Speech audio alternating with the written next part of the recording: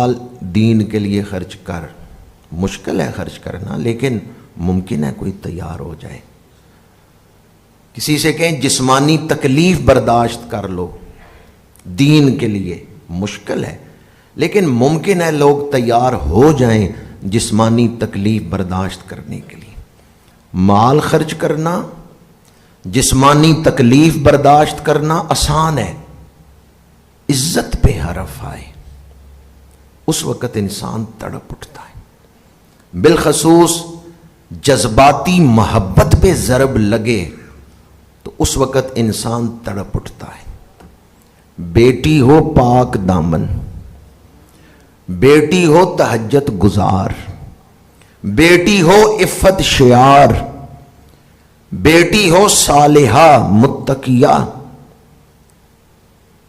اور باپ جانتا ہو کہ میری بیٹی انتہائی پاک کردار والی ہے، اس پر لگے تہمت، اور بیٹی سسرال سے میکے آ جائے تو باپ تڑپے گا یا نہیں؟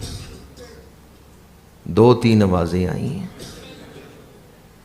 اللہ نے جن کو بیٹیاں دی ہیں، سیدہ پاک کا صدقہ اللہ انہیں بیٹیوں کی خوشیاں عطا فرمائے۔ یہ اولاد کا درد بڑا ڈاڈھا ہوتا ہے، جو کبھی نہیں نہ روتا، بیٹی آ جائے نا اس کے گھر روتی ہوئی، سخت دل باپ کا دل بھی پسیج جاتا ہے، اور کہتا ہے میں جا کے سسرال میں پوچھتا ہوں تمہاری غلطی بھی کوئی نہیں، پھر تم کیوں آ گئی ہو گھر؟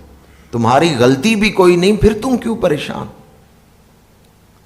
بڑے اچھے طریقے سے بھی وہ بات کرے، کم از کم سسرال جا کے بیٹی کا باپ بات تو کرے گا نا کہ میری بیٹی کا قصور کوئی نہیں ہے، آپ کیوں ناراض ہیں؟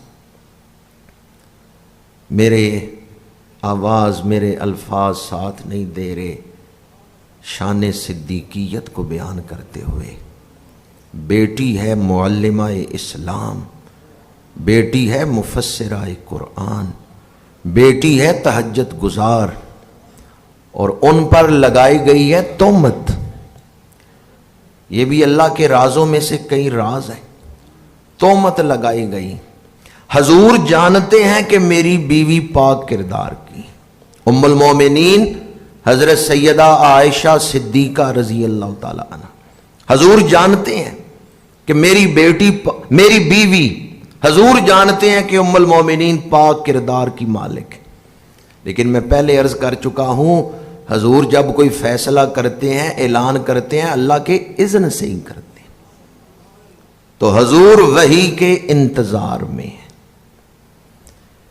برطانیہ میں ایک غیر مسلم نے کلمہ پڑھا، اس سے پوچھا گیا کہ تیرے کلمہ پڑھنے کا سبب کیا بنا ہے؟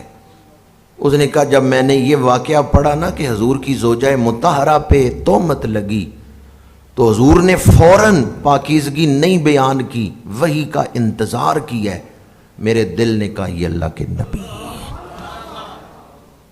کیونکہ خامد کو پتا ہو میری بیوی پاک کردار والی ہے، اس پہ تہمت لگے، وہ ایک لمحہ نہیں لگائے گا، فوراً اپنی بیوی کی پاکی بیان کرے گا۔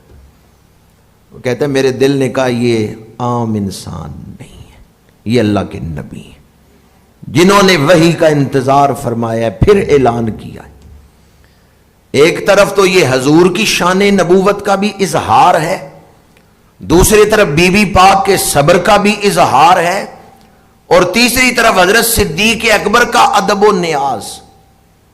ایک دفعہ بھی حضور کی خدمت میں آ کے نہیں عرض کیا یا رسول اللہ میری کتنی خدمات ہیں، میں نے کتنا مال اسلام پہ لٹایا ہے، میں نے شب ہجرت خدمت کی ہے، میں نے مسجد نبوی کے لیے جگہ خرید کے پیش کی ہے، یا رسول اللہ میری کتنی خدمات ہیں، آج میری عزت کا سوال ہے، اعلان فرما دیں، جبکہ آپ جانتے بھی ہیں کہ عائشہ صدیقہ پاک کردار کی مالک ہے، یا رسول اللہ اعلان فرما دیں۔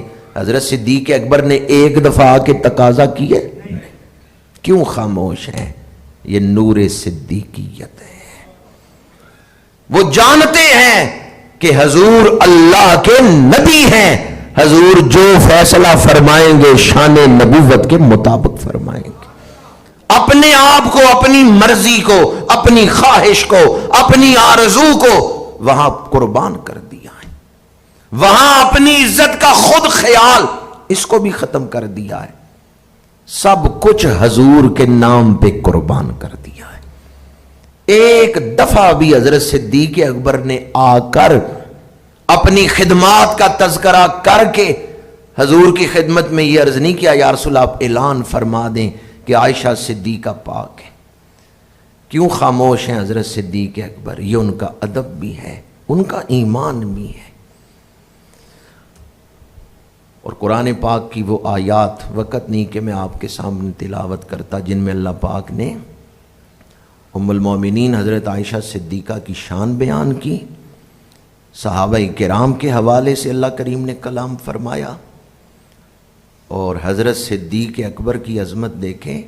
میں نے نور کا ذکر تو کیا کہ صدیق کو نور حاصل ہوتا ہے جس سے وہ حق اور باطل میں فوراً فرق کر کے حق کی تائید کرتا ہے، لیکن ساتھ یہ بھی تو دیکھیں نور صدیق. صدیق کسے کہتے ہیں؟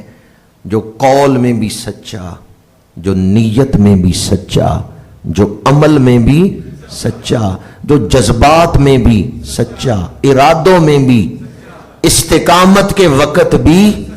صدیق کو جس پہلو سے دیکھیں، جس زاویے سے دیکھیں، جس حوالے سے دیکھیں، وہاں صدق ہی نظر آتا ہے. جینوئن، حقیقت، سچائی. پھول کاغذی بھی ہوتا ہے، ضروری نہیں ہمیشہ پھول حقیقی پھول ہو. کاغذی پھول بھی لوگوں نے گھروں میں سجائے ہوتے ہیں. صدیق کو دیکھنے والا دھوکے میں مبتلا نہیں ہوتا. صدیق کو جس پہلو سے دیکھیں وہاں سچائی ہی نظر آتی ہے، وہاں حقیقت ہی نظر آتی ہے.